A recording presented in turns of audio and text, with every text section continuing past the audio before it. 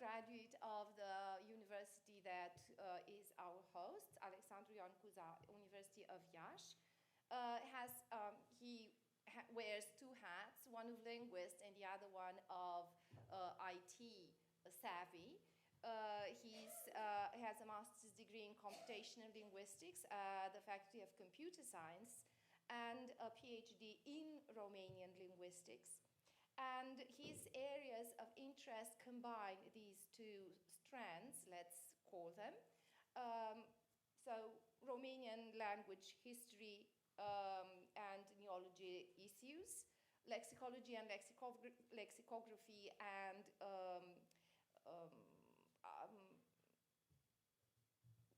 but also Romanian philology and philosophy of language.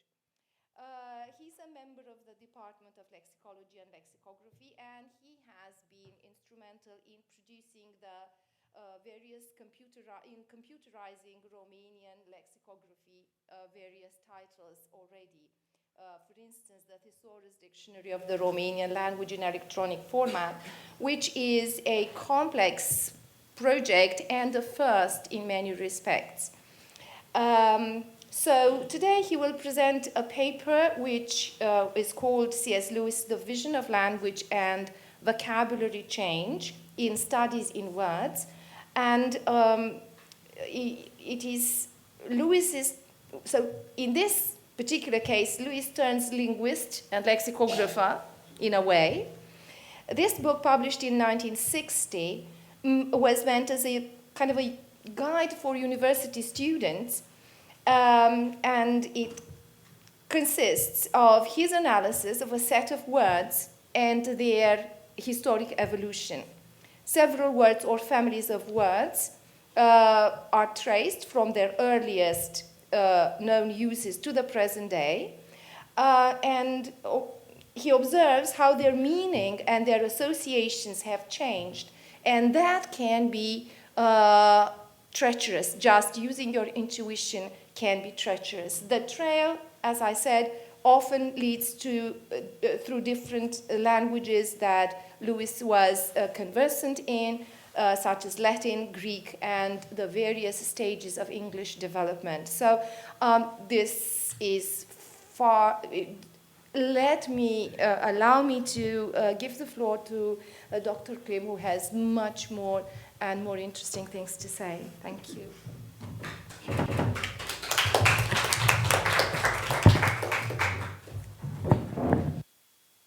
Must confess that this presentation made me speechless, so it's okay what our professor told about me and about this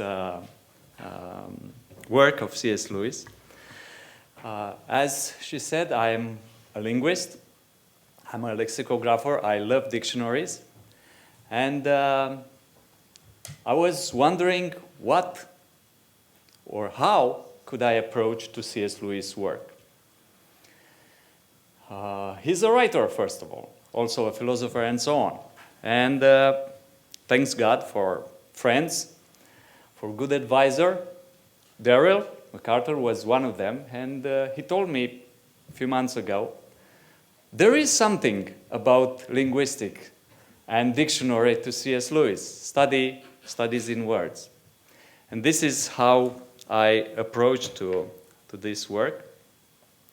And also, I was motivated to see his vision about language, because, as some of you may know, this year we have 3,300 years from the death of a great man of Romanian literature and Romanian culture. It's called Dimitrie Cantemir.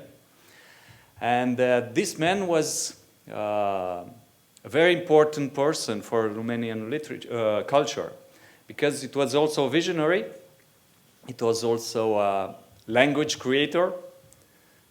He imposed a lot of new words for Romanian language, taken from Latin and Greek. He imposed different words for specific domains in Romanian language. He was also a musician, a philosopher, and so on. And I was also very keen to understand his vision about language. And I was impressed to realize it was a Christian vision about language. And that vision provoked him to take care of the Romanian language, to promote new words, to enrich the Romanian language, because he realized that language is something, it's a gift, it's a very special gift, and it was given to us to take care of it, and to promote it, and to make it go rich, and so on. And having these thoughts in my mind, I tried to find out what was C.S. Lewis' vision about language, especially in this work. This paper aims to enlighten this vision of the vision of about language and the evolution of word meaning in C.S. Lewis' work. And as I already mentioned, the reference text is the volume Studies in Words, published in Cambridge in 1960, but written in 1956. In the preface of this work, Professor of Medieval and Renaissance English, C.S. Lewis, points out in the first part what this study is not. Noting that his view is historical and lexical, C.S. Lewis avoids addressing the nature of language or the theory of meaning. This tendency is motivated by the cultural context in which this volume appears. He said the following: "This book is based on lectures given at Cambridge during the last few years and is primarily addressed to students. I have indeed hoped that others also might find it of interest, but I must warn them what it is not. It is not an essay in the higher linguistics. The ultimate nature of language and the theory of meaning are not here my concern. The point of view is merely lexical and historical. My words are studied as an aid to more accurate reading and chosen for the light they throw on ideas and sentiments. The note on some common types of semantic change given in the first chapter are a rough and ready attempt at practical guidance. As you may know already, the origin and the nature of language and the type of relationship between name and object have been intensely debated topics throughout the ages. We find ancient concerns with this issue in mythology and biblical writings. Then Greek culture brought a lot of opinion and debates on these subjects. We recall here Plato's Kratilos dialogue, in which the two conceptions of the nature of language and of the relationship between name and the object are analyzed, namely, the idea of the natural origin of language, fusei, and the theory convention, theesei. Then the Aristotelian view of nature of words will shape the whole history of conception of language in the following centuries. In the 18th and the 19th centuries, the question of origin of language was even more intensely debated. It became so thorny at that time, not only because of the new theories about the origin of mankind and of the universe, that it also provoked adverse reactions. In 1866, the School of Linguistics in Paris included in its statutes a ban on discussing this issue on the grounds that it was not within the competence of linguistics and should be left on philosophers. In this context, one can understand C.S. Lewis' choice not to enter into endless debates, but he is concerned with the evolution of vocabulary, with the meaning of words, and with the way in which a meaning assigned to a term can be preserved throughout history. His work, Studies in Words, is a collection of articles that examine how words evolve or change meaning. The author motivation is made very clear in the introduction to this work. 1. Understand the word much better if one has met it alive in its natural habitat. So far as it's possible, our knowledge should be checked and supplemented, not derived from the dictionary. That's I was hit here.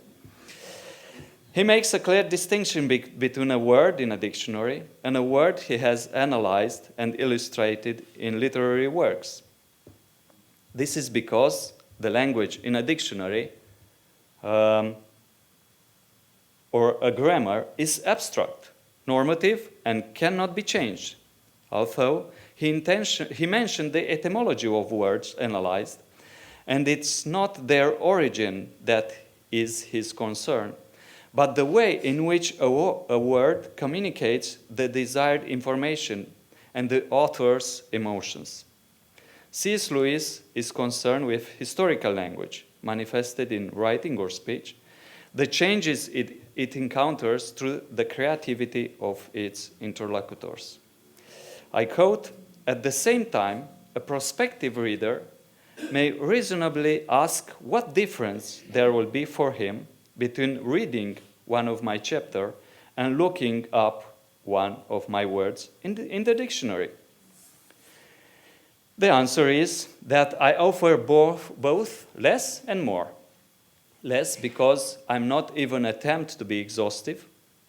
As regards the greater words, I'm already too old to hope for that.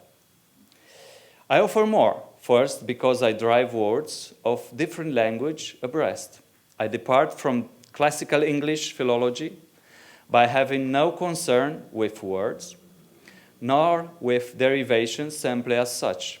I am concerned solely with the semantic relation, or say, nature, natura, and nature.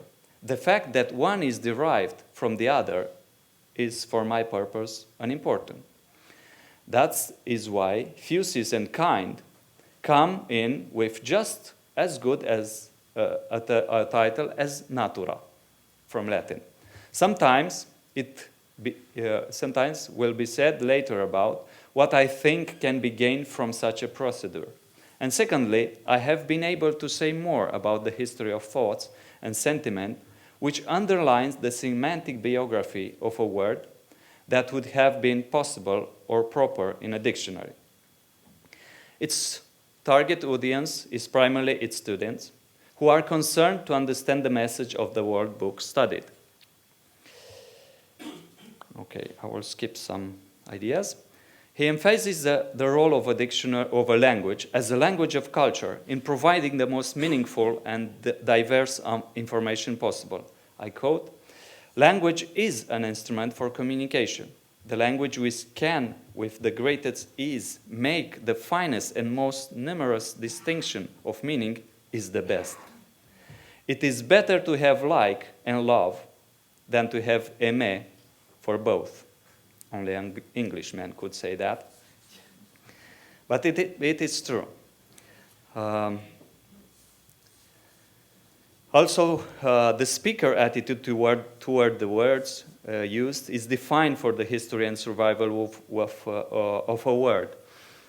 It's speaking about the verbicide of killing, murder of a word that happens in many ways.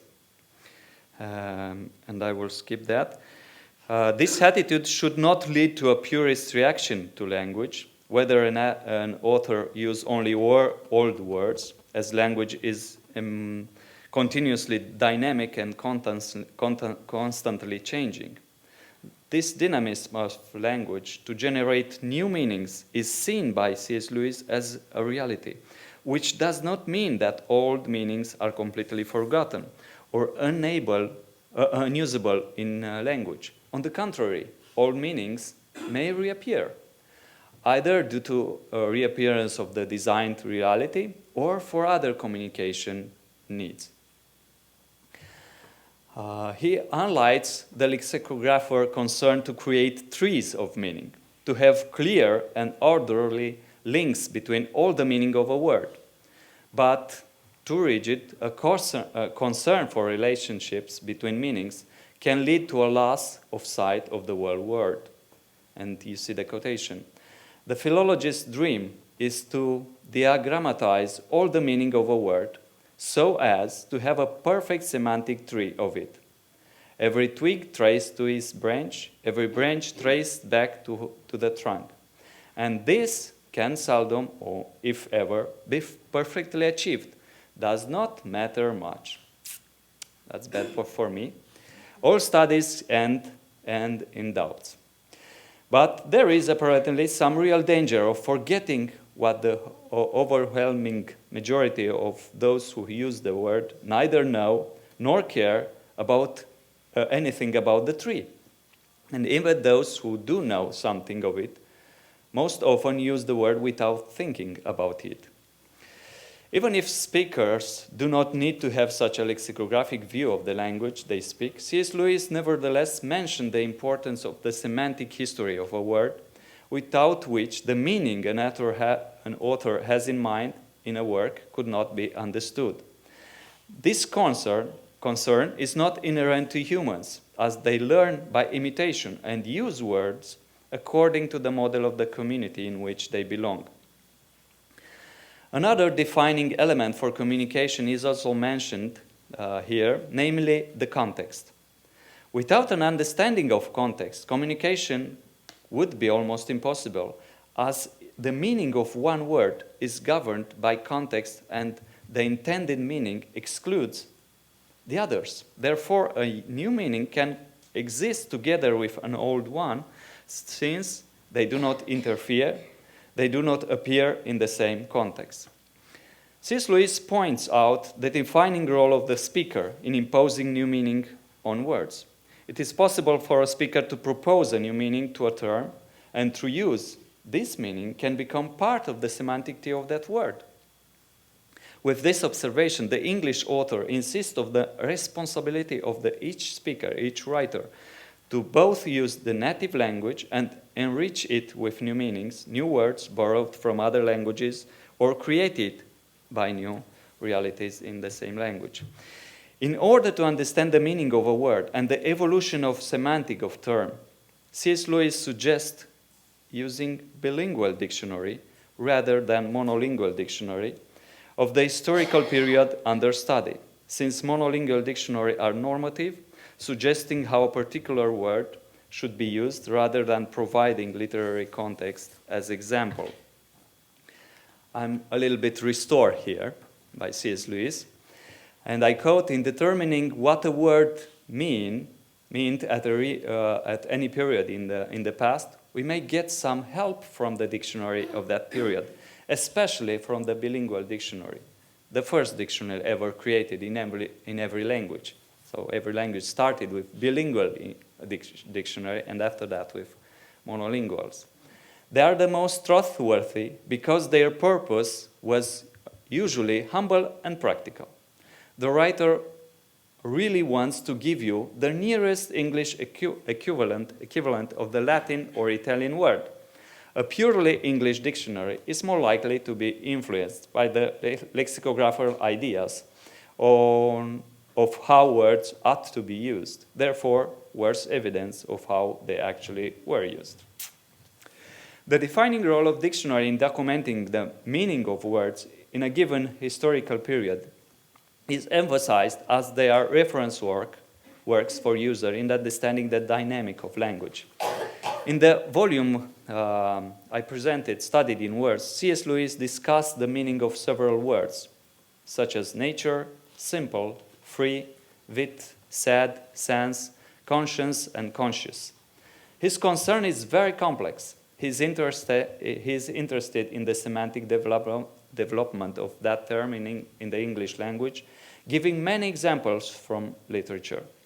But C.S. Lewis also traces the etymological history of that term, English term, taken either from Latin or from Greek, and the evolution of the family word of that term in English.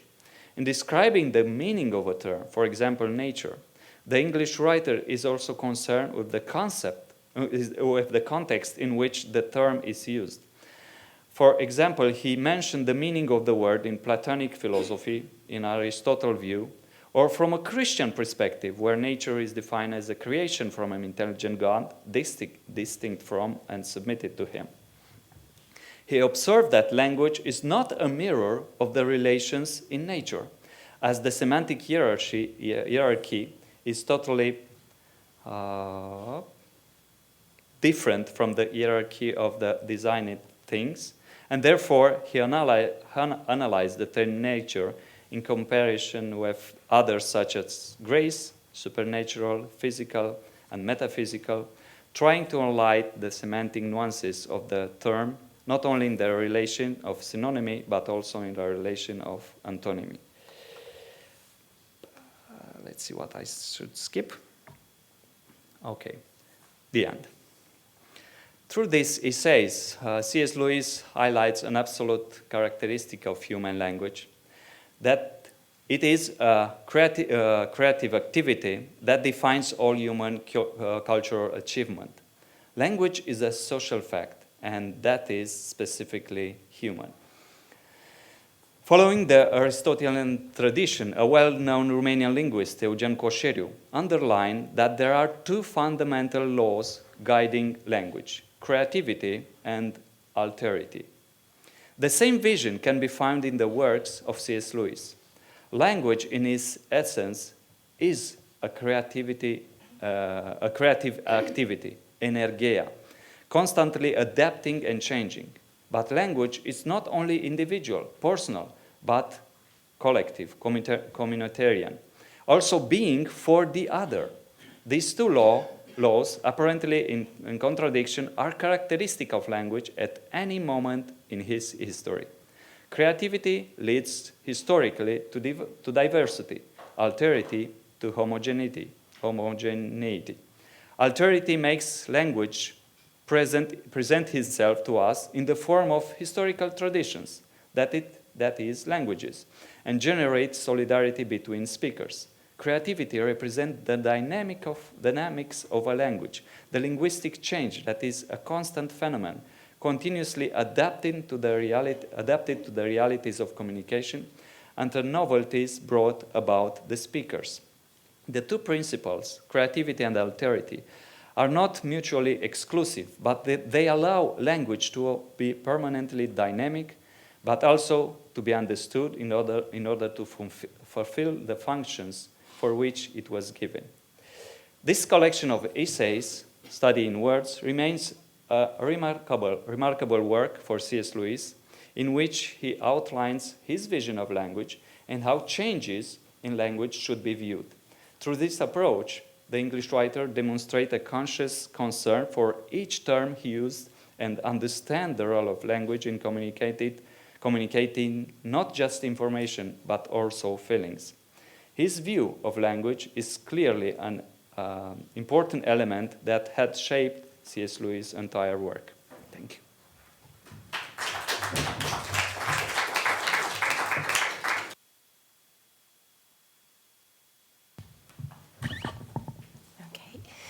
Thank you for this presentation that reveals C.S. Lewis not only as a historian of literature or a critic, a literary critic, but also as a lexicographer and philosopher of language, if I am correct in saying that.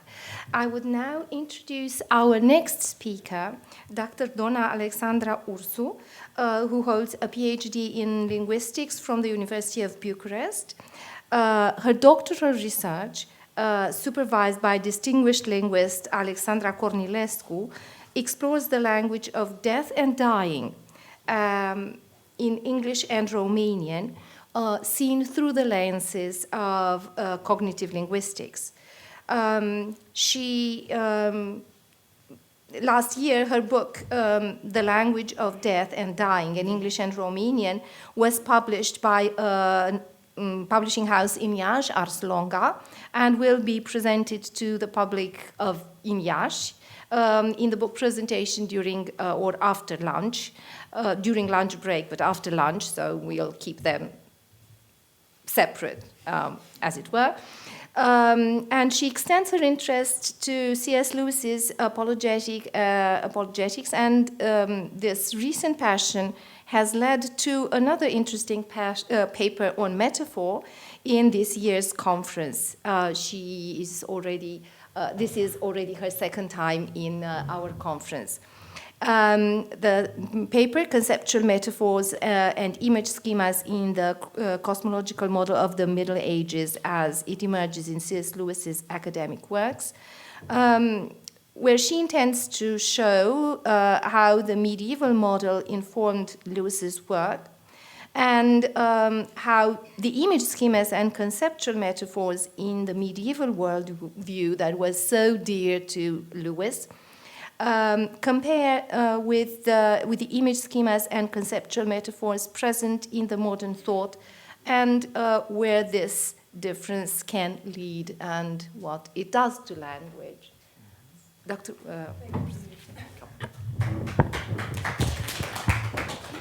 Thank you, and it's a real honor to be here, really.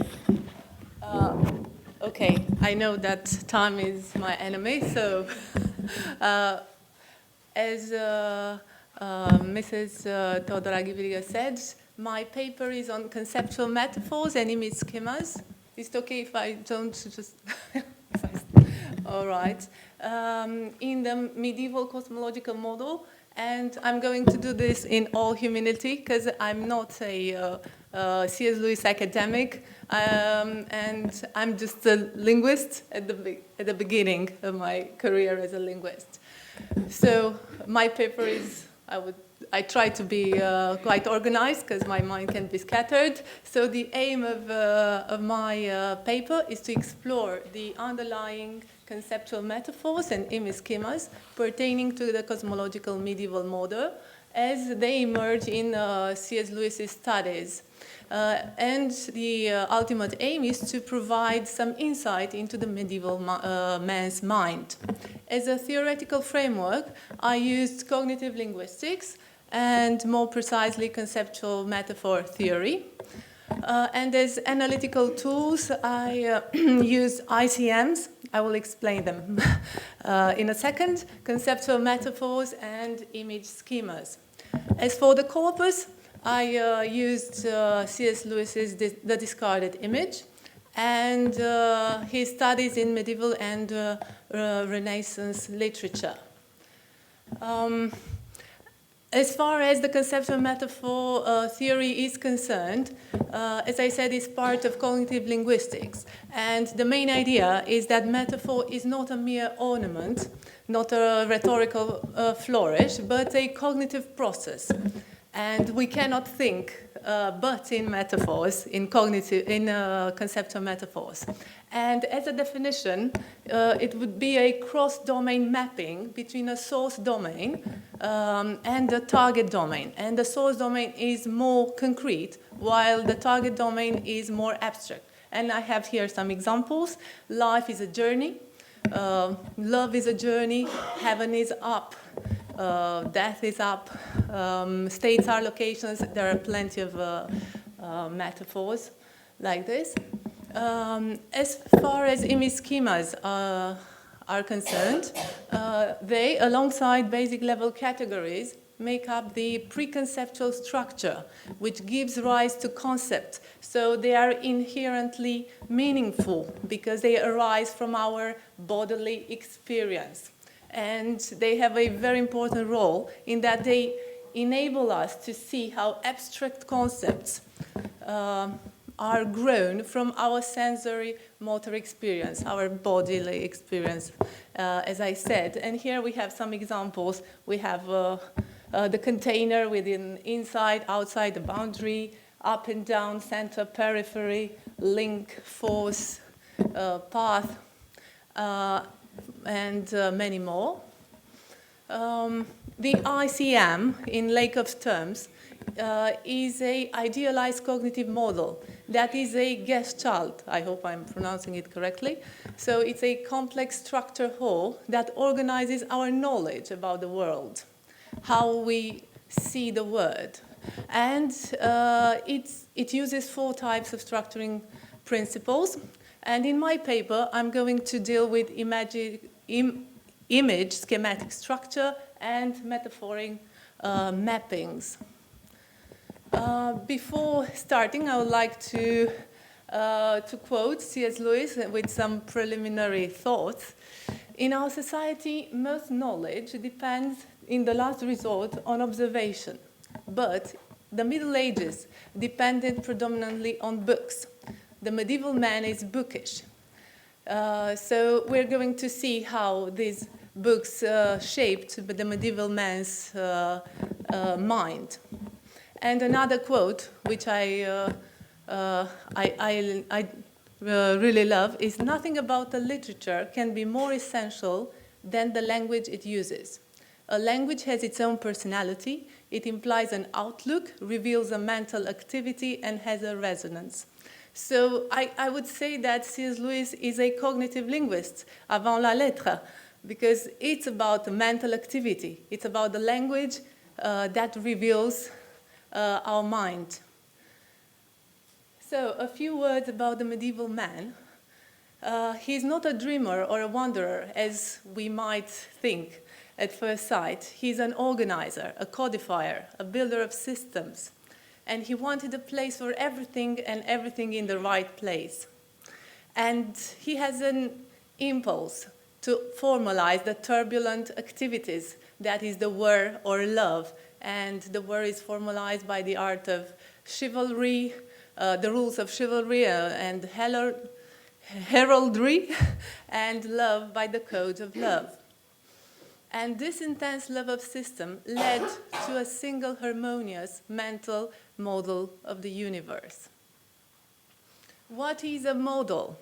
In C.S. Lewis's words, a model is a construct of answer questions. So in this respect, a model is what Lakoff said, an idealized cognitive model. So again, he's a cognitive linguist. I was really amazed about these findings.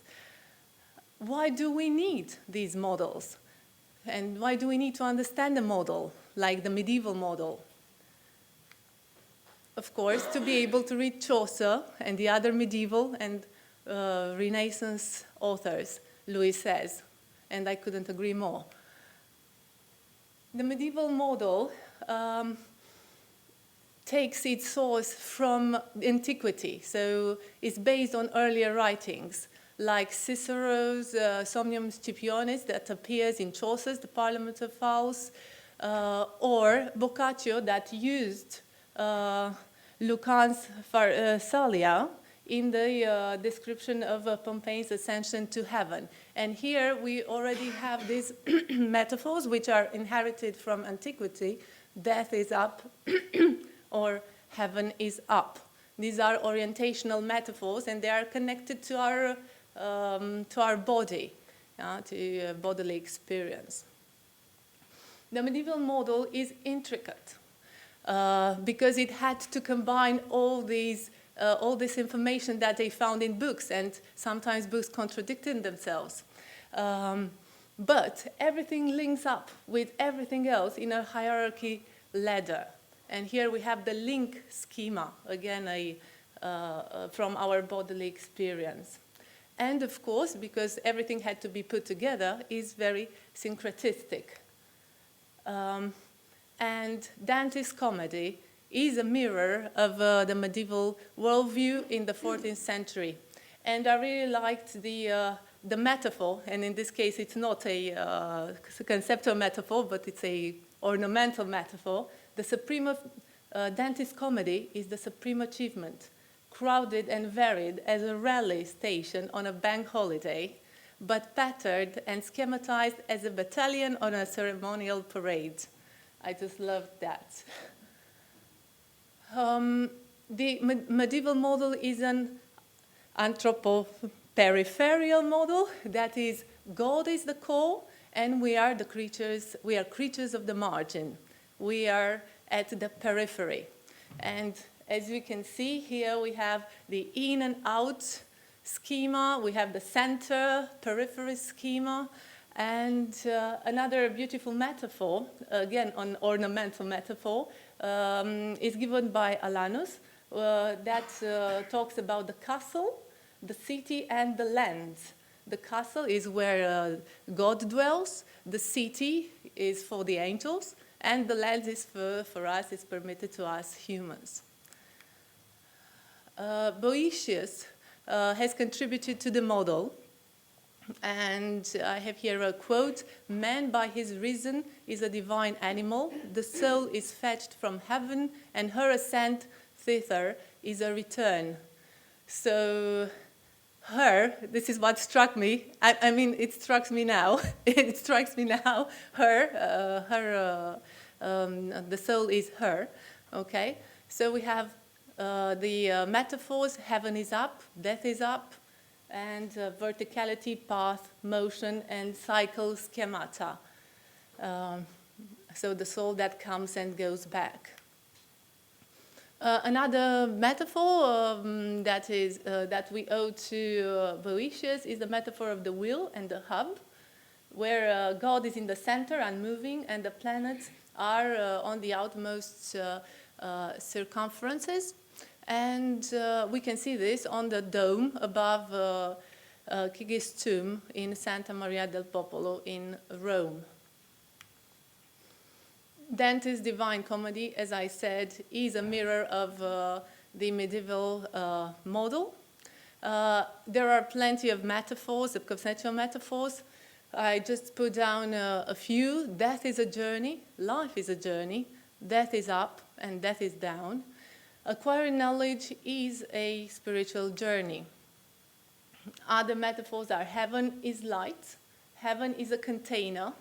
And here I have, when Dante passes the last frontier, he is told, we have got outside the largest corporeal thing, del maggior corpo, into that heaven, which is pure light, intellectual light, full of love. So we have this preposition into and full that show us that heaven is a place and is a container. In cognitive linguistics terms. God is light, luce intellettuale piena d'amore. And another beautiful metaphor, God is the candle and the universe the moth that is attracted by the light of God. Another beautiful metaphor, conceptual metaphor, God is an architect. The medieval universe has a shape, the perfect spherical shape, containing within itself an ordered variety.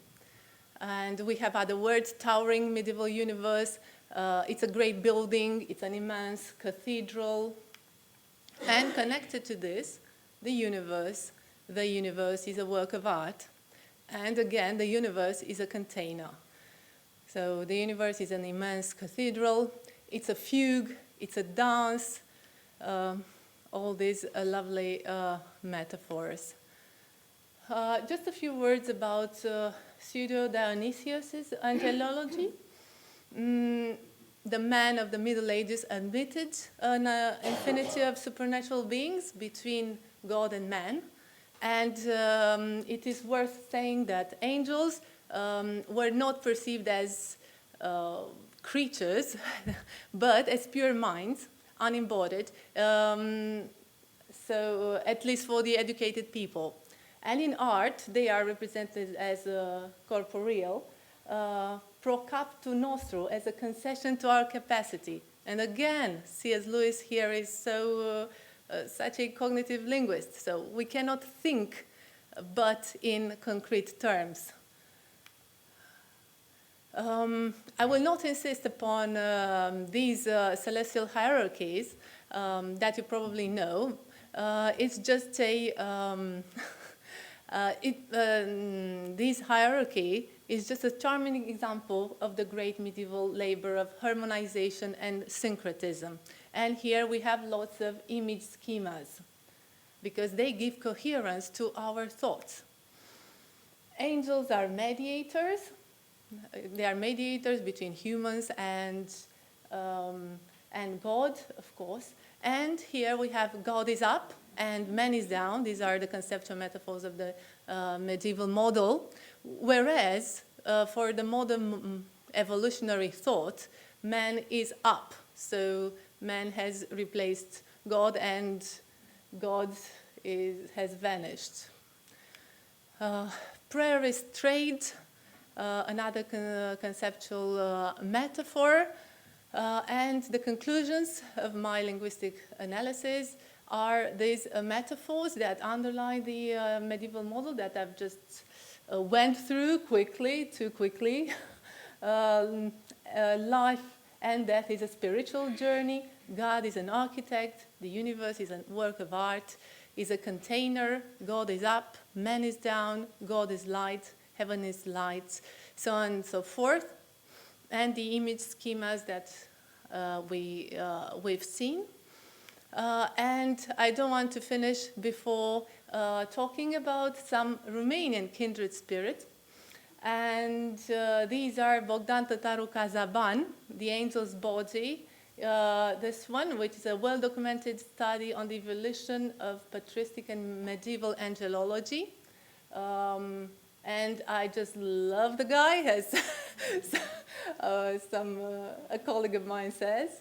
Andrei Pleșu, a philosopher, Romanian philosopher, and he discusses the nature of and role of angels, then their hierarchy, about the angelic world and the soul. And another surprise for me, Roman Patapievich, where in this book he's got an article, an essay on the role played by Christian theology in the genesis of modern science, trying to re-enchant us into the beauty and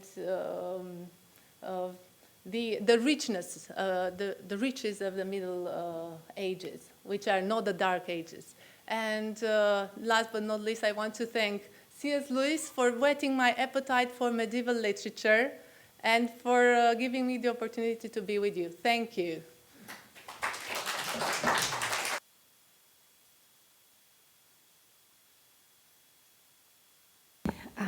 Thank you, Dr. Ursu, for giving us a very interesting new perspective on C.S. Lewis as a cognitivist avant la lettre, which is a very inciting thought. And I would like now to invite our next speaker, Dr. Sarah Waters. She teaches English literature and is an honorary junior research fellow at the University of Buckingham. And she has a background in medical humanities, in Shakespeare studies, in particular Shakespearean drama, and also in Inkling studies. And she works mostly on projects connected to Lewis, Shakespeare, and Lewis and Shakespeare. Am I correct? Yep. Okay. So her recent publications focus on Lewis and include some titles such as Lewis, Lear, and the Four Loves, or a paper on Shakespeare and cultural apologetics, and in the Shakespeare and cultural apologetics special issue, which he co-edited with Dr. Joe Rickey. And today she is giving us a conference on an attempt to resituate Lewis as an academic who explores medieval and Renaissance texts. Dr. Waters, the floor is yours. So, when I first saw the call for papers for this conference and the emphasis, I was very excited. And the main reason I was excited, besides generally being excited about academic C.S. Lewis conferences, was that I was interested in this emphasis, this double emphasis on the academic.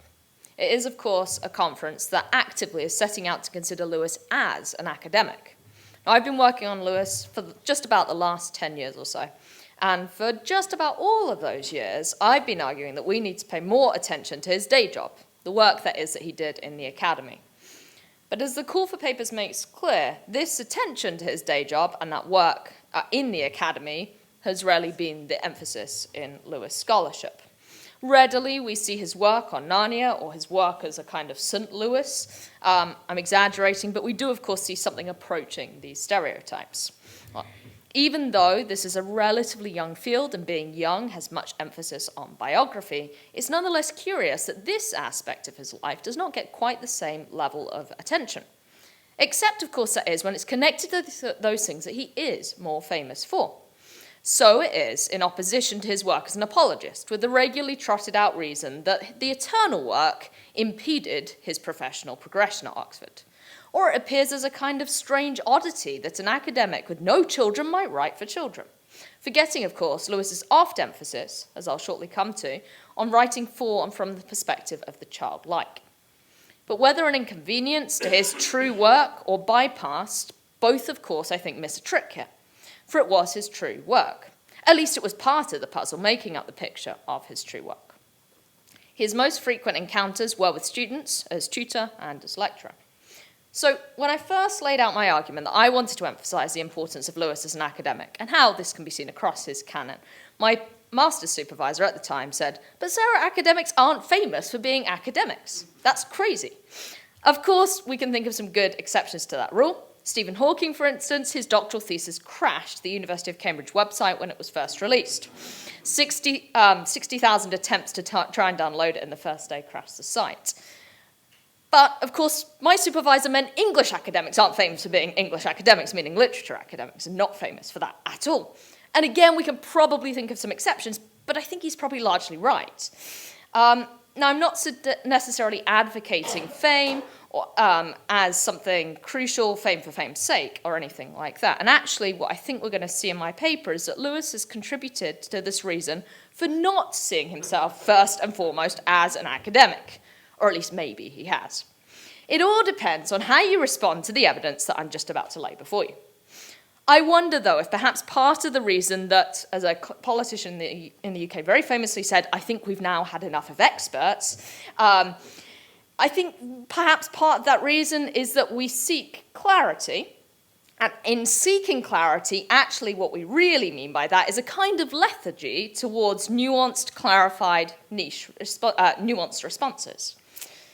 But with nuance comes, I think, deeper understanding and response, and also, importantly, knowledge which affects, which makes us think, which enchants, perhaps, which might even come back to haunt us later. And that affecting is, I think, really important, because literature does that to us. It makes us feel, but also, and especially in this context, it's also important because that notion, that emphasis, is at the heart of Lewis's academic approach. Which is to say, for all his deep historicist, in the literary critical theory sense, I mean, there is at least an equal, if not a greater emphasis, I think, on feeling, on those kind of affected responses. So he writes in An Experiment in Criticism, one of the things we feel after reading a great work is, I have got out. Or from another point of view, I have got in. We've pierced the shell of some other monad and discovered what it is like inside. But actually, affect does more than that. It does more than just make us feel something, or even just feel something for someone or something in a fashion of sympathy or empathy. Affect, as Anna Gibbs, an affect studies scholar, has argued, makes clear to us that affect has the capacity to impel our body to action. It doesn't just make us feel, it makes us feelingly engage and become active, and perhaps encourages us to act responsively. Relationally, to feel for the other or the others and to act on those feelings. Or at least it invites us to. This is something we see Lewis directly address as an important factor in touchingly affecting his audience in his apologetics works. So he argues about this, for instance, in God in the Dock, where he talks about the importance of the simple emotional appeal, acknowledging that his own work has suffered very much from the incurable intellectualism of his approach. Intellectualism can convince the brain very much from that possibility, but it can't necessarily enchant or reorient the heart if divorced from the emotional appeal.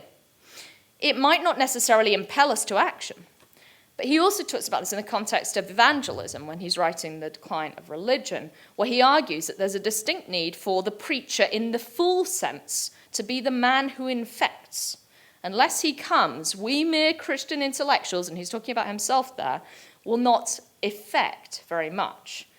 And perhaps mere Christian intellectuals will struggle to effect because intellectual arguments do not necessarily affect. This urgent need, then, for responses to the text which are affected and effective is something that we see in more literary critical implications as well, and also with worldly implications in Lewis's discussion of Hamlet, which is what I want to focus on. And the examples that I want to use demonstrate this. I guess this won't be that surprising, given you heard that I work on Lewis and Shakespeare, that I'm going to talk about Hamlet, but I'm talking specifically about the approach that Lewis takes in his Hamlet essay, which was, of course, first given as a lecture. So one of the things that I think he does is, in this lecture, he has some deliberately rhetorically loaded humility. This is perhaps one of the reasons why we've been historically less inclined to focus on his work as an academic. And also because it shows his critical approach and its emphasis on those affective responses to texts, with both an immediate response and with affecting knowledge which might come back to haunt us later. So what about this rhetoric, then? I'm going to argue that Lewis offers an alternate way of framing expertise as he speaks and as he writes about periods and texts. It does show a degree of humility in his lectures. So Lewis's student Paul Pierre says that of Lewis, beneath the boom of his lectures, it seemed lay a genuine personal humility. And I'm not arguing against that. But what is also true is that his humility can be misread and misconceived. And indeed it has been, because at least sometimes his humility is deliberately cultivated and rhetorically shrewd. Lewis's approach is indebted, moreover, to his literary field of expertise, that is, medieval literature, as we've just heard, and particularly the medieval humility topos. So as Julius Skytterawig has noted, Paul, who boasts of his weakness, was to the Middle Ages a model of deepest humility, which is itself a gesture towards God, even when it is the audience that is addressed. So it's not mere bashfulness or a disclaimer to stop too much backlash if one makes a wrong claim about a text or reveals one's ignorance through a kind of bumpy generalization. This extends beyond mere modesty.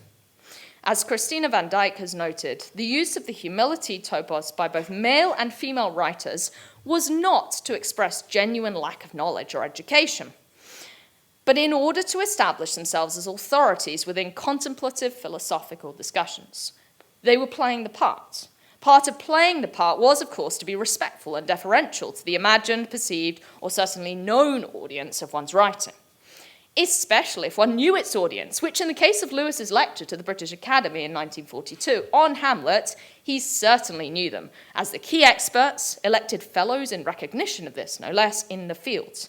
And remember, he said the first words of that lecture literally in front of the crowd of experts. Deference perhaps more important in the spoken format, with no print to hide behind. Furthermore, the humility formulae also allowed writers to provide an explanation of the text's larger purpose and a defense of their claim to write it. We see Lewis follow this same formula. Here's what others have said. Here's what I want to say. Here is my ever so humble, apparently fumbling inexpert response to that, with my lack of qualifications and with all of the things that I happen to know about the field. But oh, wait a second, here is my knowledge of the field, of others writing in the field, and thus my claim to be able to add just a little slither of something to the dialogue. See what he did there? That's a big part of the rhetorical approach, that rhetorical demonstration that you know quite a lot about the field, you know quite a lot about what other people have said, and here's your response. It asserts your expertise in a humble but justified fashion. It's also, of course, a well-known rhetorical stratagem to preempt objections to your field and objections to your right to speak on something. And in the case of medieval writers using that approach, it's one way of justifying that this was to explicitly address those to the only medieval authority recognized universally, which was God. So the humility topos then was not just to make the speaker appear humble or deferential, it was also designed to disarm the reader or the listener. As criticism and academic discussion has moved further and further away from the ultimate authority of God, from knowledge and the pursuit of knowledge being indebted to him and to leading towards him, then this humility has slipped easily into being misunderstood. It's echoed still in the Oxford motto, which is, of course, the Lord is my light. But we've lost that emphasis, and we've lost that sense then of what the humility looks like. After all, too many scholars appear to have been trained, at least in my experience, in the tearing down rather than building up kind of school. Attack, attack, attack is rather contrary to a topos which is built on knowledge, on responding to existing knowledge, and on adding one's voice to the conversation, while also acknowledging your expertise. As Alexander Galaxis has put it in his description of that topos of modesty, and he's talking here about Byzantine authors, he says, the opening lines of their literary works usually serves two purposes. One, an expression of genuine or perhaps feigned concern about their ability to deal adequately with their subject, both in terms of form and substance. And second, to preemptively thwart any possible criticism on the part of the audience for any shortcomings of their work. They caption it, that is, with humility. Given that the writers with whom Lewis was so closely and clearly engaging were from a world where particularly the religious writing, but not just that, was charged with this kind of humility, it's not wholly surprising that we might see him adopt this approach in his own scholarship. The problem is, Lewis scholars themselves rarely had that same specific disciplinary background of medieval scholarship, and they've taken him rather too literally. They've missed the rhetoric and assumed that he's honestly expressing his lack of expertise. This is, I think, especially true in the reception of his use of this in his Hamlet lecture. Moreover, the rhetoric of his stances and the sometimes irony of this humility has washed over critics who believe Lewis's claim to be no real Shakespearean scholar, and those who have too readily sought to rescue Lewis from his reticence. But he doesn't need rescuing. He does, however, need contextualizing. So, Lewis begins his Hamlet lecture by stating that a critic who makes no claim to be a true Shakespearean scholar and who has been honoured by an invitation to speak about Shakespeare to such an audience as this feels rather like a child brought out at dessert to recite his piece before the grown-ups. Note that at the start, when he distances himself from the critic, he describes a critic, not the critic, not me, the critic. Or rather, he says the critic, which is to say, him. The distance between the third person and the first person is contracted immediately in the next sentence. There he draws on the childlike innocence of his apparent ignorance, declaring, I have a temptation to furbish up all my meagre Shakespearean scholarship and to plunge into some textual or chronological problem in the hope of seeming, for this 1 hour, more of an expert than I am. But it really wouldn't do. I should not deceive you. I should not even deceive myself. I have therefore decided to bestow all my childlessness upon you. Now, perhaps we've all been tempted by that equivalent in our fields. The more obscure, the better. But note also that he says, more of an expert than I am. That's important. It isn't actually that Lewis is denying all expertise. Rather, he's denying or stopping himself from being framed as more of an expert than he is. It's predicated, therefore, on him having some kind of expertise. And actually, this rings true of his scholarship when we look closely at his work on Shakespeare. But by missing that more of qualifier, critics have been ready to acquit Lewis of any expertise in this vein. So critics like Joel Heck have concluded that Lewis knew English literature, but when it came to Shakespeare, he ceded the ground to those with more expertise. In his latest volume, we find that in No Ordinary People. In fact, what we actually see is that Lewis did have a very clear understanding of Shakespeare's scholarship. However, Heck took Lewis literally at his word. As I said, plenty of evidence stacks against that. But what is actually going on here with this emphasis on being like a child? Lewis is engaging with the innocent child of the rhetorical topos. Innocence is framed as imperfection or deficiency, but imperfection as a kind of merit. As Philip Reynolds has put it, children provide a lesson in humility not because they themselves are humble. The little child's example teaches a lesson of honesty, not because the child possesses this virtue. Rather, his mind and body are not sufficiently developed for the corresponding vice. The rhetoric depends on this emphasis. We see this very clearly in the writings of Julian of Norwich, for instance, and the emphasis on the childlike, and Christ as a child rearer. offering a perspective rich in transformative meekness, and which, as Grace Hammond has put it, rejoices in the littleness, our humbleness, riffing on the verses that we find in Matthew 18, verses 2 to 5, and the emphasis on being like a child and being humble. And it is this approach, this kind of humility topos, which Lewis emphasizes as he pulls us into the kingdom of Hamlet and the way that this story can, for him, enchant. But he does more than this. He pulls us further if we're willing to be pulled. He pulls us, or at least points us, to another aspect of Hamlet, which he himself had felt and which had himself been pointed towards. This is something that Lewis returns to at the close of his lecture, which, as Colin Manlove has noted, shows something of Lewis's untutored excitement. He emphasizes wonder, the wonder of that immediate initial reaction to Hamlet, and the wonder of being able to wonder at death and wonder at poetry as well. Lewis gives us feelingly a world full of wonder, full of response. And he reminds us what it is to feel and to be affected by a text. He pulls us away from criticism and back to that childlike response, making good on his promise and rhetorically reminding us, as he does so, that he is indeed bestowing all his childishness upon him. So, although we might agree with Kellen van Hooser that employing a true hermeneutic humility allows us to receive something from the other, from the text, and from the interpreters, Lewis isn't necessarily discounting this, I don't think. But that's not precisely what he's doing here. He wants us to receive from the text first, and to respond to other interpreters second. And one of the reasons for this emphasis on enjoying the play, on responding to the text away from the rough beats of criticism or the meddlers, is that this was the experience he himself had had. As he overtly says in the lecture, what has attracted me to this way of thinking is the fact that it explains my own experience. When I tried to read Shakespeare in my teens, the criticism of the 19th century focused on characters stood between me and my enjoyment. There were all sorts of things in the plays I could have enjoyed, but I had got it into my head that the only proper and grown-up way of appreciating Shakespeare was to be very interested in the things that these critics emphasised, in the truth and subtlety of the character drawing. A play opened with thunder and lightning and witches on a heath. That was very much in my line. But oh, the disenchantment when I was told, or thought I was told, that what really ought to concern me was the effect of these witches on Macbeth's character. Now, if criticism had disenchanted Shakespeare to or for Lewis, then he wanted in his critical response in the lecture to re-enchant or refocus his audience on that freshness, that enchanting capacity of the plays. He emphasizes this fact when he says, left to myself, I would simply have drunk it in and been thankful. But in doing battle with the badgering critic at his elbow, this response was taken from him, and Shakespeare became a closed book. Read him in that way I could not, and it was some time before I had the courage to read him in any other. What bolsters Lewis's view and his reframing of this rhetorical approach with a kind of humble, childlike response is, in fact, more reading.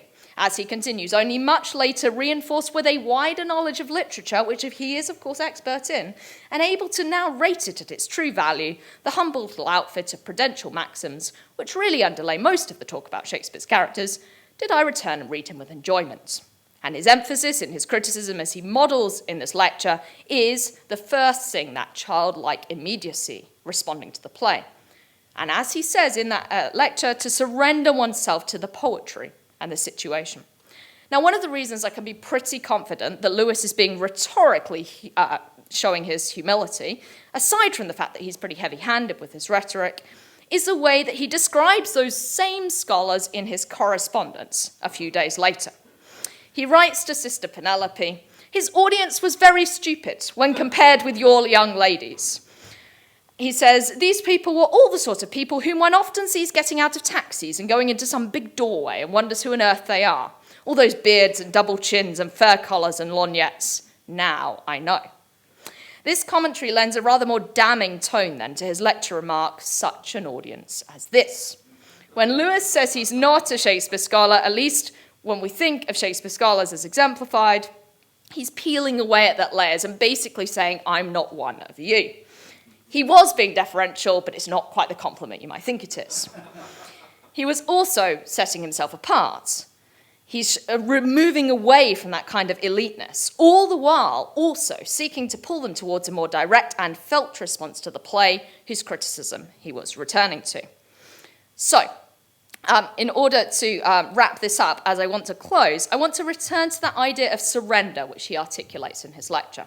Not surrender as a kind of purely passive maneuver, but surrender as an openness to being affected by the text, the poetry, the situation. This lecture for the British Academy was not the first time that Lewis had articulated these ideas, and it certainly was not the first time he had read Hamlet. There's an even earlier version of his reading of Hamlet with this same emphasis on surrender and images, and we find this in a letter he writes to Arthur Greeves in 1931. He says, "I have been studying Hamlet very intensely and never enjoyed it more.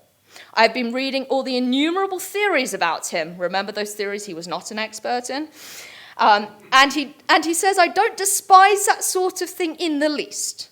But each time I turn back to the play itself, I am more delighted than ever with the mere atmosphere of it. An atmosphere hard to describe and made up equally of the prevalent sense of death, solitude, and horror, and of the extraordinary graciousness and lovableness of Hamlet himself. Have you read it at all lately?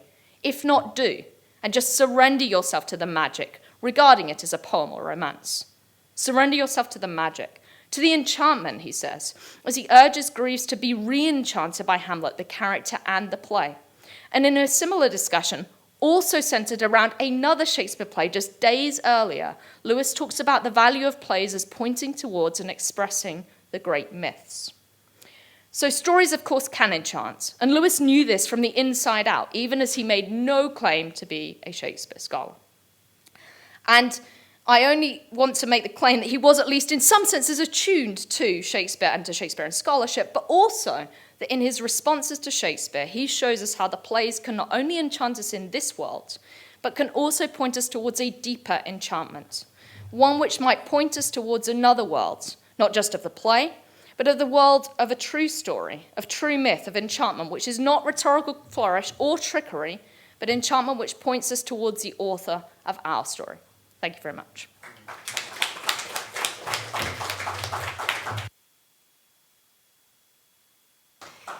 Thank you, Dr. Waters, for this interesting and also revealing presentation of Lewis as a Shakespearean critic, Lewis as a rhetorical or expert in rhetorics, and a man of, or a person of, with a great sense of humor, as we know he was.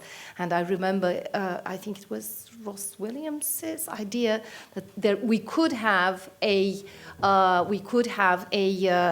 conference on the topic C.S. Lewis and humor. I would like now to invite our next speaker, Dr. Bojović. She has an MA and a PhD from the University of Belgrade. She teaches at the University of Montenegro, Faculty of Philology, and she was a guest professor at the University of Belgrade, at Alpha University, and also to our university at some point. Her research interests are mainly in the field of translation, where she published and edited volumes on culturology, semantics, and English for special purposes. She has participated in many international conferences, and she's on her third. For a third time in our conference, the first time as a non-participant guest, a second time as a guest with a paper, and now it is her second time here. She is now presenting a paper on C.S. Lewis and his relation to students, C.S. Lewis as a teacher, as a professor. Waiting for PPT presentation. Okay, do you have it? Yeah, you have it on a... Yes. Given it to the guys. The guy. Oh, okay. Should I go to show him? No. To show? Yes, please. I sent it.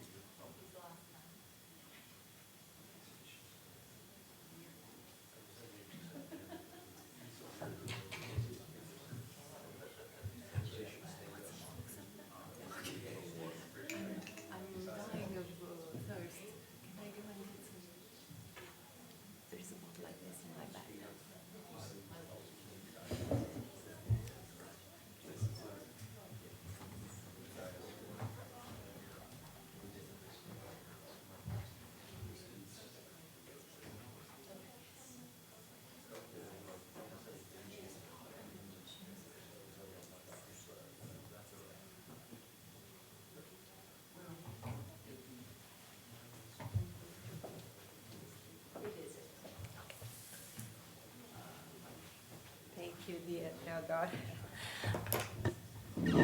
Should I stand up?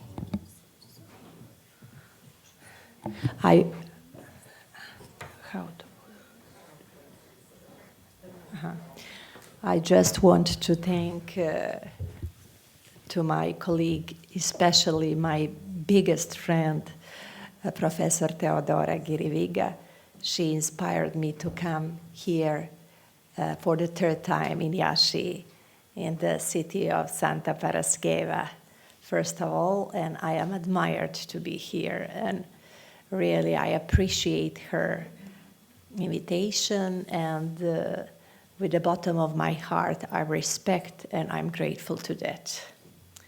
I will speak about C.S. Lewis in his relation with his students.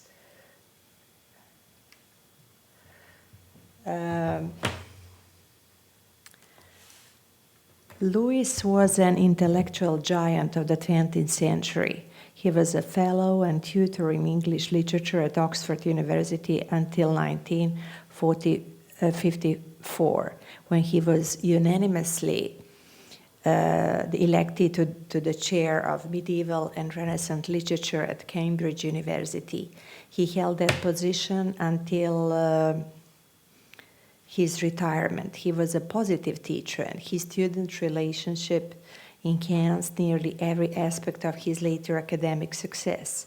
He intended to make a positive impact on his students. His main skills were communication ones, an effective communicator, and listening skills, a good listener. On the other side, he felt empathy and patience with them, but above all, he had the best teaching and practical skills. According to the quoted sources of the collected essays remembered, he committed himself to teaching and cared about his students' education, exchanging and interacting with them his different practices, ideas, and advices. Moreover, even, he cared about his students' fulfillment, well-being, and life beyond the university.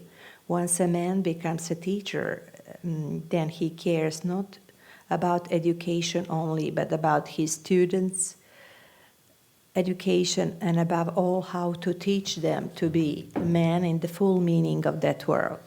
To be a real human being is maybe the most difficult of all things in someone's life.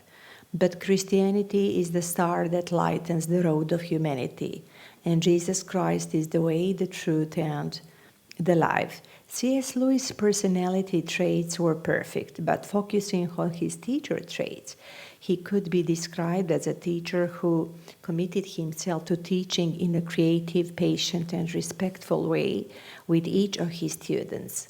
Analyzing his statements, thoughts, and powerful messages he left in his books, People's Memories, and his former student impression, it could be made a summarized version of his main teacher's ideas and social interactions. It came out that the student should be accepted by a professor as he was.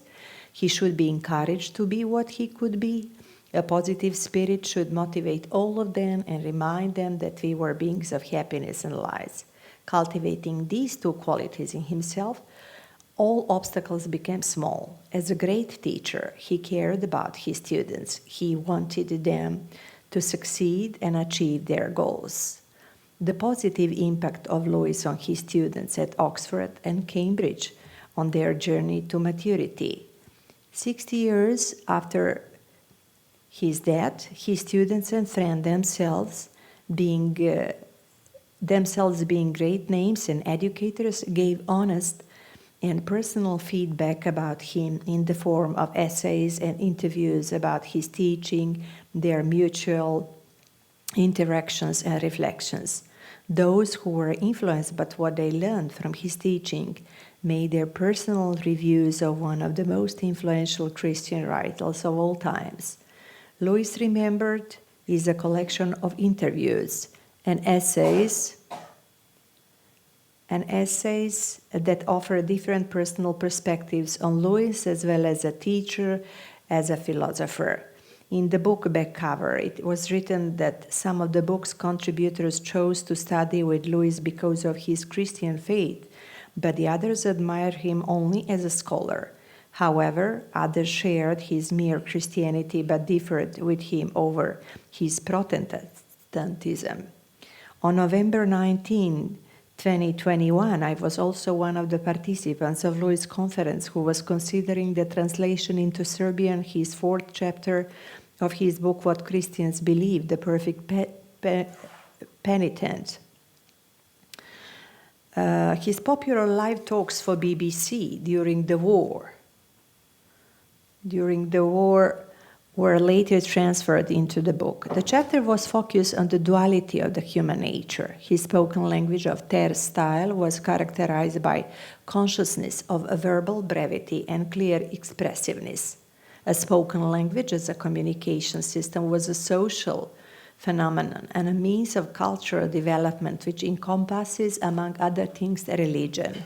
But on the other hand, returning to the book of collected reflections of students, friends and colleagues, it can be brought to your attention all who came into contact with Louis when they were young adults, such as students, colleagues, or those who knew him informally as a teacher. What sort of followers did Louis produce, and who were the book contributors were also one of the central issues. The beginnings of this collection came in 1988 when Stan Metson invited Owen Berfield, George Sayer, and Walter Hooper to speak at the first Louis Summer Institute sponsored by C.S. Lewis Foundation. The book itself was structured in 3 parts and 15 argumentative and descriptive essays covering different topics which would be considered in the biggest part. The authors are Owen Berfield, Walter Hooper, Derek Brewer, Peter Bailey, George Watson, Brown Patterson, Alastair Fowler, Paul Piller, Christopher Armitage, David Bleakley, Basil Mitchell, Peter Milward, Barbara Reynolds, Sarah Tisdale, Lawrence Harwood, Walter Hooper, and Francis Warner. This analysis relies on the scope of his influence on students' engagement, development, and through them on others. Louis' enlightening thoughts, ideas, and details from the collected reflections of students. In the part 1, the name The Man, which begins with an interview Louis as Christian and scholar, it was personally Owen Berfield who contributed to the volume as one of the Louis' first friends. He influenced his change of mind about taking spiritual reality. Louis practiced the life of lifelong learning before it has become a reality today. Barfield was interviewed at first C.S. Lewis Summer Institute in 1988 by Kim Gilnet and Walter Hooper. He explained how he had met Louis. The quoted passages are enclosed and in this analysis. Barfield was an undergraduate at Wadham College and was interested in reading and writing poetry, planning to produce a collected volume of poems. I would skip now the citations because of the time, but I will just mention the main ideas. Barfield wrote it down. I first met Louis in autumn of 1919. For example, I recollect a rather lean young man arriving on a bicycle at Wadham looking a bit hungry. I think he was in those days. He wasn't then at all well off. What was already impressing me was Louis' acuteness, so to speak. He always had his eye on the ball. Whatever we were talking about, he would have something pointed and relevant about it to say. He never spoke in a hurry or slurred his words at all. A nun named Sister Penelope was also Louis' friend. And he treated her as a parent with great care. She wrote some of lectures for the BBC at the same time as he did. And then Walter Hooper stated that Louis was splendidly writing letters, chiefly to his brother and father until his father died. and his brother kept living home with him. According to him, they are one of the richest minds of his writings, these letters. In the part 2, named The Teacher, an essay, Louis 60 Years by Derek Brewer, it was written about kind and polite interactions Louis created with his students, as well as his honest feedback that was divided among his students. Many of his students have had important teaching posts around the world, influencing yet another generation. Many have made significant contributions to the field of English literature. Louis made his living as an academic, but he didn't like to be a tutor. When he was older, he was fulfilled with pleasure that he had taught many people, and as a result, he had many young friends. The result of his positive student-teacher relationship was that he left them the feeling of confidence through their research. In their academic writing, he easily came down to their level of mind and learning since he was a Christian. In the part 2, in an essay named Personal Reflection by Brown Patterson, it was written that Louis was a complex person. It was stressed that he was strengthened with love for Joy, an American whom he married. Louis was a friend to thousands during his lifetime by his teaching, lecturing, and his personal correspondence. In the part 2, an essay named Encounters with Louis, Paul Piller was flattered being invited by Columbia to teach an undergraduate course. Undergraduate course on medieval comparative literature. It stopped. The last. Okay, I will continue. There are more pages. In the part 2 essay named Smatana by Louis by Christopher Meade Armitage, was described that Armitage personally felt awe-inspiring with Oxford students. But Armitage attended the lecture series entitled Prolegomena to Medieval Renaissance Literature by Louis. We could find Louis' physical appearance and actions in his description. Round face, ruddy complexion, walked to the podium dressed in a dark suit and academic gown. His examiners were Tolkien, Lord David Cecil, Helen Garden, and Louis said he is most magisterial. He described Louis as a writer's teacher who was interested in the subject and not in himself. Being a soldier in the World War I, prominent Oxonian, then Cambridge teacher, married with an American divorcee who died quickly, he left his lectures without private, tasty stuff. In the part 3, the personal influence, in an essay, Oxford Encounter with C.S. Lewis, David Bleakley described him as a teacher who took a holistic view of student care. He was preoccupied with details and different routes students could arrive at the same destination. Also, he was proud of his employment in Harland and Wolff's shipyard that he called University of Life and a considerable preparation for higher education. In the part 3, in an essay, Louis on the abolition of man, Basil Mitchell put down that he remembered the lecture in which Louis presented himself as a specimen of old Western man. Also, in an essay named What Louis Was Meant to Me, Peter Millward wrote a descriptive and unique paragraph about Louis' unmemorable and well-attended lectures. In the part 3, an essay, God-Daughter Memory, Sarah Tisdall described her personal positive remembrance of Louis as she stayed with her mother in Jack House. Jack is his known name among friends, Jack of all trades, and during this time and before, Louis wrote me lovely letters, that is the quote, and sent me £5 at Christmas, which was a small fortune in those days. This was the magic side of his godfatherly duties. In the part 3, an essay named The Kiln Celebration and the Cation Service by Lawrence Harwood and Francis Warner were described his friends' endeavors to restore Louis Foundation The Kills. I'll skip this part and also say that today, going to the challenges of professors have and face in the postmodern education working with different values. It is that historical frame of postmodern education and educational system are long life learning, which Lewis spoke about a long time ago, teaching and education, which were today featured by linguistic, culture, and social diversity.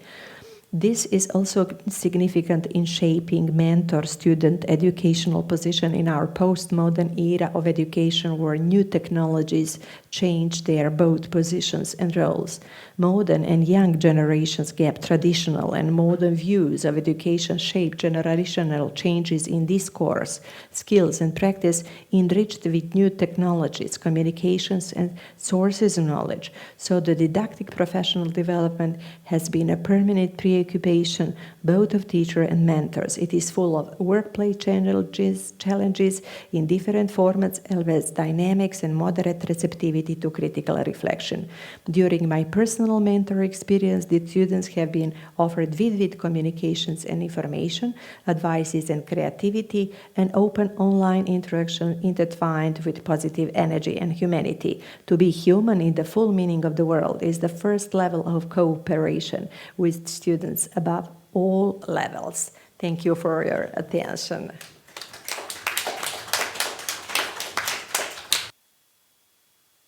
Thank you, Dr. Bojović. I would like to say with a heavy heart that only 10 minutes are left for questions and answers, but I invite you to make good use of these 10 minutes. So there is a microphone going around if you need it. Thank you very much. And there is a question. Okay.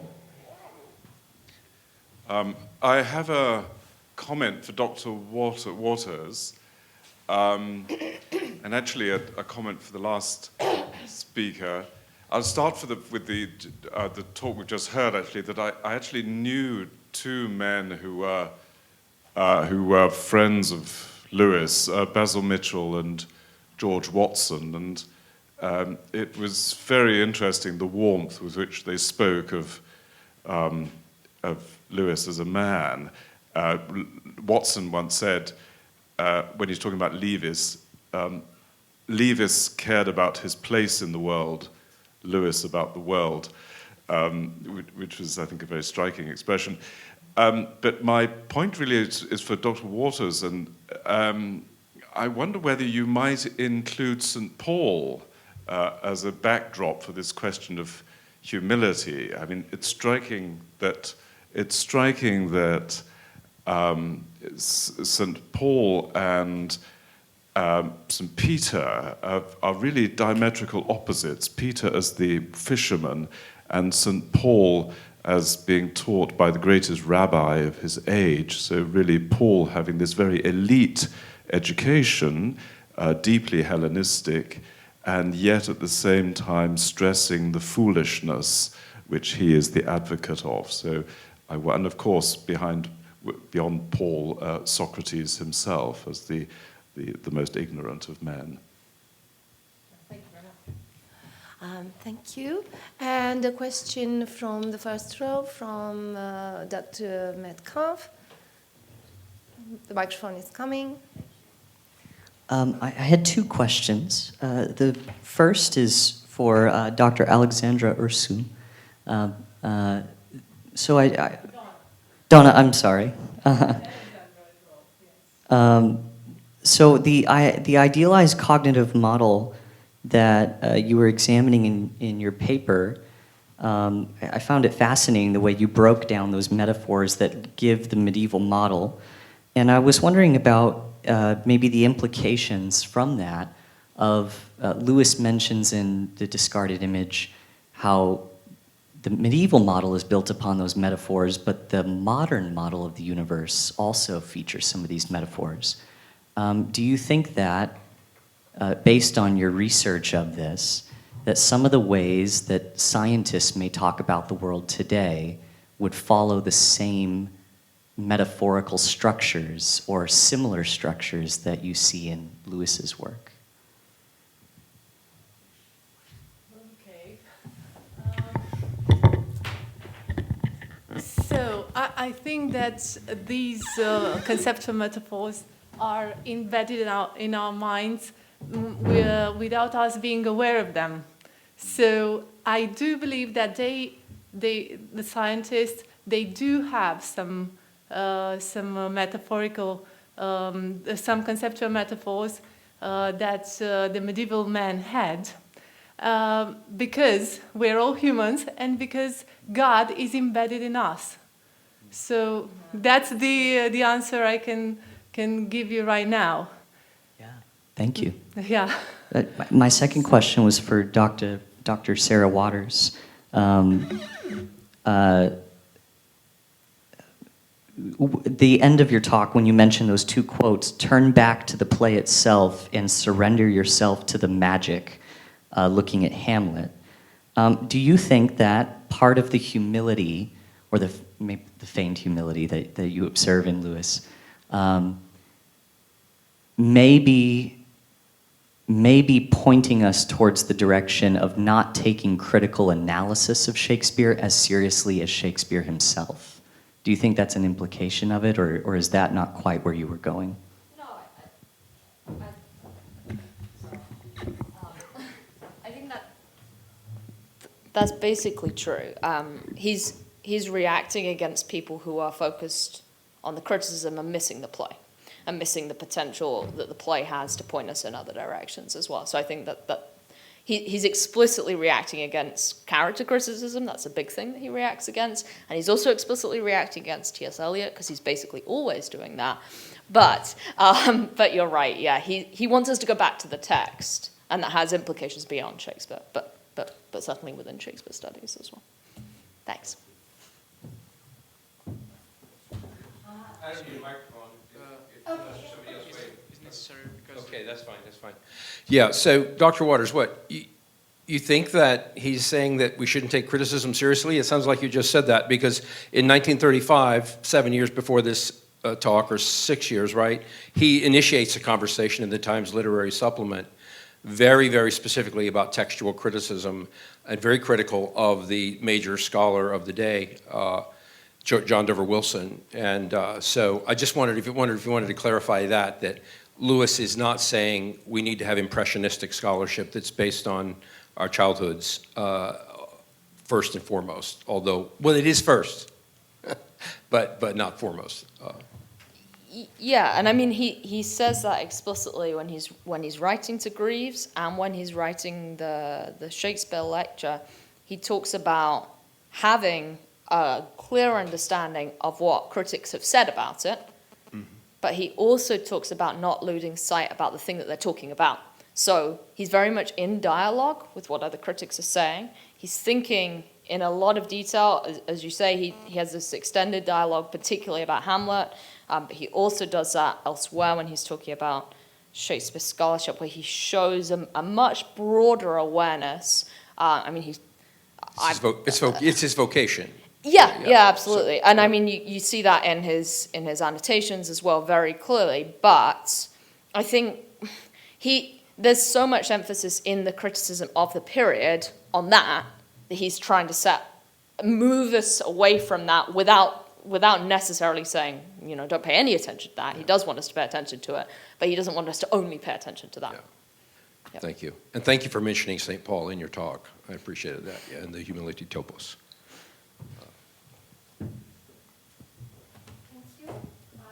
Question from Dr. Alin Cucu here in the second row. If you can provide the microphone over here. Thank you very much. My question goes to Dr. Ursu. You mentioned as one example of metaphorical language in the medieval mind, unity and multiplicity. And I thought, well, that may be an example of something that's not metaphorical, that's so abstract that it could even, well, how to put it, it doesn't seem to be any correspondence in the physical world that it latches onto. It seems to be something so foundational that it is even a prerequisite for our thinking about the physical world. It seems like we have the notion of unity and multiplicity that we then sort of find in the natural world. Maybe that's one exception. The other notions, I agree completely. Those are metaphorical, taken from our phenomenal experience and applied to more abstract subjects. But that may be an exception. What do you think? Okay, unity versus multiplicity is an image schema. It is not a metaphor, a conceptual metaphor according to cognitive linguistics. Correct me if I'm wrong, so you're saying that this is an abstract, more of an abstract thing, and an exception to the other metaphors which are embodied. Yeah, because up and down, obviously, we have a phenomenal reference to that. I wouldn't even say physical, but phenomenal. So we know because we're tucked down towards the earth, that's down, and up is the opposite. But unity and multiplicity, it crossed my mind because that is one of the conceptual starting points of even the pre-Socratics. They wonder whether the ultimate reality is one or is multiplicity. And if you can apply that to ultimate reality, then there doesn't seem to be any correspondence in our everyday experience. Yes, I've never thought of that. So thank you for giving me food for thought. So it must be, according to cognitive linguistics, it must be connected to our body experience. And now I'm just thinking, we as a unity, but we are made up of millions and trillions, I don't know, of cells, and still we make up a whole. Probably that could be an answer. You know, those recurrent image schemas like up and down, in and out, have been thoroughly discussed by cognitive linguists, but unity and multiplicity haven't been discussed, to my knowledge. So that will be an interesting path for research. Thank you. I hope I've answered. Yeah. Partially. That makes sense. Thank you. Okay, thank you. Moving microphone around. Thank you very much. I would like to ask if there are any other questions from the audience. If not, I would like to thank everyone present for their active or passive contribution to this panel and to this morning reconnection with C.S. Lewis in his various, from various perspectives. And I would like to invite you to a much awaited cup of coffee. Thank you.